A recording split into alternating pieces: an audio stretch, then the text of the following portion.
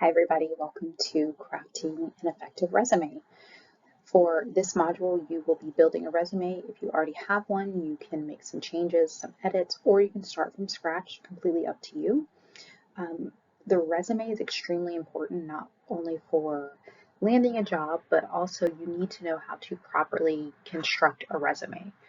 We live in a time now where our resumes are sent most likely to an online platform, and most of the companies you send them to use what is called an applicant tracking system. So you need to know what an applicant tracking system is, as well as how to kind of beat the bot. So it's not as simple as just turning in a resume and then getting an interview. You have to craft and tailor your resume to each individual job using the keywords and key terms listed in the job description for the job that you're applying for. So that is going to be extremely important when you are creating your resume for this module. This is going to be a real working resume for you, so please do not put fictitious information. This should reflect your previous skills, experiences, jobs, education. The goal for this resume is for you to be able to take it with you after you leave the program when you apply for different jobs. So I'm here to help you, to guide you. If you would like to turn your resume in early to me before the due date so I can look over it, suggest changes you should make, I can absolutely do that. So keep that in mind if you want me to do that before the due date. Other than that, the rest of this lecture is just an introduction into key components of the resume. So it might be important for you to kind of take some notes, see what your current resume looks like and how you need to update it or what you need to do to improve it. So I look forward to reviewing your resumes and getting you on the right path to hopefully employment. So this lecture will focus on the importance of a well-structured resume. It is your first impression to a potential employer. Again, employers are going to get lots of resumes for positions. So you want to have one that stands out, that is not only aesthetically pleasing, but also really highlights and shows your skills and why you are the best fit for the job. So as we continue, we're going to look at the key resume components and how we can perfect each area of our resume. So the resume purpose is to highlight your skills and experience and of course your qualifications. You should be using keywords from job applications that you are applying to. So for example, if a sterile processing job asks for experience using the Sonar computer system, you want to highlight that as one of your skills. That is going to be important for the applicant tracking system to pull your resume because you have the same experience that the job is requiring. We no longer live in a day and age where you can make one resume and submit it for multiple jobs. You have to be very specific and intentful in what is on your resume to that specific job you are applying for. You want to also make sure that if you have any achievements, any strengths, that you are highlighting and showcasing those. I will give you some examples, and there will be another lecture that is going to show you another resume, and I'm going to highlight the key points on that so you can have some examples. So as you are choosing your resume format, you may already have a working resume that you just want to, use and revise, and that is completely fine. If you're starting from scratch, there are lots of different templates out there that you can use. I highly suggest finding a template that you like, that is going to work well for you, and just inputting your information into those working templates. Now, when you find different resume templates, you are going to notice that there's different types of formats. Those formats are chronological, which is kind of the best one for us to use. There's also a functional, which focuses on skills rather than experience, and combination. So you might have a mix of both chronological and functional. So just be mindful that there are different types of formats for resumes when you are choosing which one you want to use as your own. All right, your essential resume sections. Now, these are what we already know. These are things that we should already be a little bit familiar with in a resume. So you have your header, which contains your name, your contact information.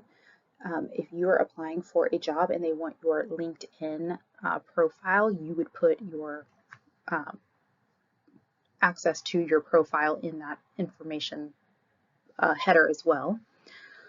Most resumes will have a brief summary, so that is where you are going to introduce yourself. 3 to 4 sentences. This is not a long summary, it's a brief introduction, but it should be enough to grab the attention of the reader. You will also have the work experience, of course. Now, this will include your former jobs, previous jobs, and then if you have a current job as well. Education, that is going to be if you have any other degrees, your certifications, say from Santa Fe in sterile processing. If you have any other degrees that you've already completed, you would list those on there as well. Typically, there's a section for skills, which is your hard and soft skills. So a skill could be sonar experience. A soft skill is something like this entire course is geared around, communication, team player. We'll go over specific types of soft skills that you can use in another lecture. And then there's some additional sections that may or may not be on the resume template that you choose. So these are things as certifications. So if you take your CRCST exam and you pass, that is where you would put your certification. You are certified in that area. If you've had any other type of volunteer work or awards, you could also list that in these sections. Now, I will say for under the work experience, you should put your internship. So we'll talk a little bit more about that when I go over a specific resume in a different lecture, but that is where you would put your internship for work experience. All right, so first up is writing a strong summary statement. Now again, most resumes will have, this is the first portion where you should write a little bit about yourself. It should be no more than 3 to 4 sentences. It should be very concise, it should be engaging, and it should be specifically tailored to the job you're applying for. So if the job you're applying for wants a motivated sterile processing tech, you should put something in that statement such as, I am a motivated sterile processing tech or motivated sterile processing intern seeking employment. Now, I will tell you, most employers, once they get your resume, spend about 7 to 10 seconds looking at it. If they are not immediately intrigued, they will keep going on to the next resume. So you have a very select few seconds to gather the attention of the reader. So keep that in mind as you are constructing and wording your summary statement.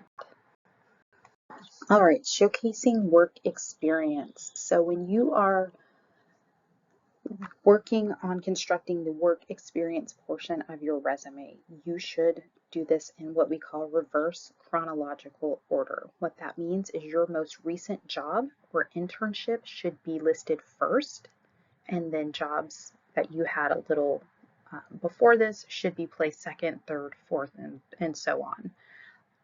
I will tell you that if you've had 15 jobs, do not list all 15 jobs. I would list the jobs that maybe would be relevant to the job you're applying for, even if it only is relevant because it asks for, team player or, ability to communicate, using those soft skills. We are keeping our resume to 1 page and 1 page only. That is the typical format for resumes. So you need to make sure that you're not listing every single job you've ever had, but you're listing the most recent. You should be using bullet points for what you did at each one of those jobs. They should be concise, they should be 1 sentence, and they should start with a strong action verb.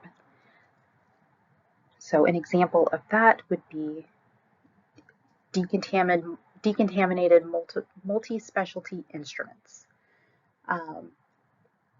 Your bullet points should start with a strong action verb. We should never use the word I decontaminated. I is implied. It is your resume. So make sure that each skill that you are trying to highlight from that job correlates to the job description that you're applying for, and it starts with a strong action verb. This will make more sense in the next lecture that you watch when we go over an actual resume. You should also be able to quantify achievements when possible or if possible. Employers like to see numbers if they are available. So if you somehow increased efficiency by 20%, make sure that you are putting that on your work experience. All right, highlighting skills. Now skills, depending on what template you choose, there may be a separate section for you to put skills. Make sure that you are separating technical and the soft skills, meaning if you have a good attitude, you can communicate, you are punctual, you are a team player, those are soft skills. Technical skills would be the actual hands-on work that you do. So, for example, if the job description asks if you have ever assembled trays, that would be a technical skill, but if they're looking for a team player, that would be a soft skill. Again, you are looking at the job description of the job you are applying to, and you are matching those key terms and words into your resume. Your resume should be clear, concise, and professional. There should not be full paragraphs for each job and what you've done. It should be bullet pointed. It should be a very concise, clear, succinct sentence for each description. It's also advised that you do not use excessive design, unrelated information, or typos. Again, this is a professional resume. This will be looked at by future employers, so it is imperative that you have somebody look over this, make sure there's no typos, you're not including a lot of different colors, there's no designs, because this is the first impression your future employer has. Again, I'm going to harp on this a couple more times, but tailoring your resume, which means we do not have one resume for multiple different jobs we are applying to, because each one of those jobs we are applying to have different job descriptions, and that's what they want from a future employee. So we have to spend time updating our resume for every single job we are applying to. So again, you look at a job application, you look at a job posting, and you notice they want experience, with Sonar, and then you look at a different job and they use a completely different system called Sensatrack. So you need to make sure that if you have Sonar experience, that is tailored to that resume. If you have Sensatrack experience, you should be putting that on your resume for that other job. It is easy to do this. You just need to look for those keywords from the job description. They will tell you exactly what they want, and if you have relevant skills and experience in what they're asking for, make sure that's highlighted on your resume. All right, some resume formatting tips. You want to stick to a clean, professional layout, which is why I highly advise you use templates that are already out there, created for you. You just need to input your information. Fonts and spacing should be consistent. You will have an activity where you are looking for a good resume and a bad resume. Bad resumes, you will notice, have multiple different fonts. It is very difficult to read, and there is a lot of weird white space and unused, incorrect spacing on their resume. That is aesthetically displeasing, and employers will probably pass on your resume. Again, keeping it to one page. If you are applying for a corporate job, that might look a little bit different, but for us, keeping it to one page is all our employer wants to see. All right, some common resume mistakes, spelling and grammar errors. This is the easiest one to fix, so make sure that you have your spelling or grammar, whatever computer system you're used, turned on, because this is one that if an employer sees a lot of spelling, typos, grammar mistakes, they're going to pass on the resume. It just shows lack of care in in your work, and this is only the resume. So they don't want somebody in their office that is going to exhibit that same type of carelessness. Too much or too little information, there is a happy medium. And lack of measurable achievements. So we'll talk more about this in the next lecture. But again, if you have the ability to quantify something you have done in a previous job, I would definitely try to include that. All right, the applicant tracking system, friendly resume tips. This again, when you submit your resume to an online portal, most companies use this applicant tracking system. You will watch a video on exactly what the applicant tracking system is, what it does, and how you can kind of get around it, or at least get your resume in the hands of somebody rather than just tossed out. But this slide shows you a couple of different tips. So you want to use standard fonts and simple formatting. Again, if you're using Comic Sans, it's probably not going to pick up your resume. You want to avoid using graphics or excessive columns. It is going to automatically get rid of your application if they cannot read it because you have a lot of other graphics, columns, tables on your resume. And again, you do want to include keywords from job descriptions. That is how they pick your resume out. So if an employer includes 10 different job descriptions or 10 different a list of what they want from a person doing that job, you should be pulling some of those keywords from those 10 job descriptions and adding it to your resume if they are applicable. All right, and your final checklist, you want to proofread for errors. You also may want to get feedback from a mentor or peer. Again, if you want to submit your resume to me throughout the week, please email it to me and I can look at it and make suggestions for before you turn it in. Again, this should be a resume that you are taking with you after you leave the program. You also want to make sure that your formatting is consistent. So if you have a lot of weird indentations, a lot of white space, a lot of spacing where there shouldn't be spacing, you want to try to get rid of that. You want your resume to look clean and professional.